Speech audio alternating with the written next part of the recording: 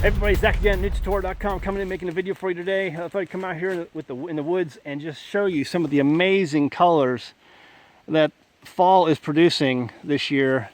It's really pretty. We've had an amazing amount of rain during the summer and fall months, and it's just made these colors explode. All these leaves, and you know, you notice as the sun begins to show itself less and less during these winter months, the trees are losing their colors and the leaves are falling. Ancient man noticed this as well. He noticed that life would depart from the earth during these cold months. And it is pretty cold out today. And so they began to notice also there was one tree in the forest that did not lose its color. And they picked this tree out of all the forest, and they used it as a symbol of fertility, a symbol of life, because they knew that one day, hopefully, as they worshiped the sun, that it would return. And so in the springtime, the sun begins to show itself more and more, and life returns, food production returns. And they would use this tree right here, the tree that did not lose its color, the tree that it stayed green all year round, is the symbol of that returning life. Ancient man did this throughout all of antiquity. And they would decorate it, they would cut it down and bring it into their homes. There's nothing biblical at all about the Christmas tree.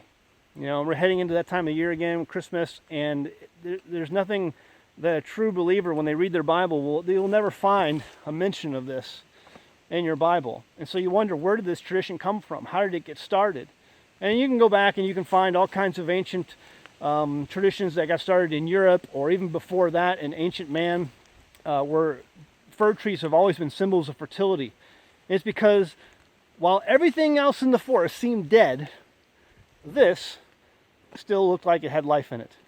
It was a symbol of that returning life that would one day come as they worshiped the sun. This was their hope, that right there.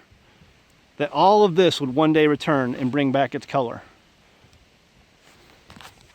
My family stopped celebrating Christmas a number of years ago, and there's that verse in Isaiah where it talks about one day these trees, these fir trees, are going to rejoice.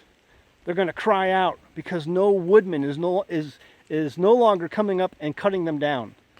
That's an amazing verse, because one day that's going to happen.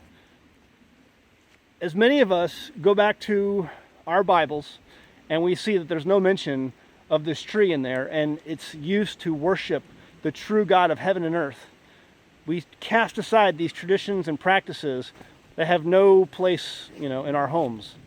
We want to worship God the way He wants us to worship Him. And it's not with a tree, the same tree that ancient people use as a symbol of fertility. Okay? So I'm out here, I'm making this video today just because I know this time of season is coming upon us again, and there's going to be all kinds of Christmas talk, and the atheists are going to try to get rid of Christmas, and the Christians are going to try to defend Christmas, when really there's no defense for this. There's no biblical defense for this at all. Anyway, that verse in Isaiah hits home. One day these trees are going to cry out because no woodman is coming up against them anymore. All right, guys, go home, read your Bible. Thanks.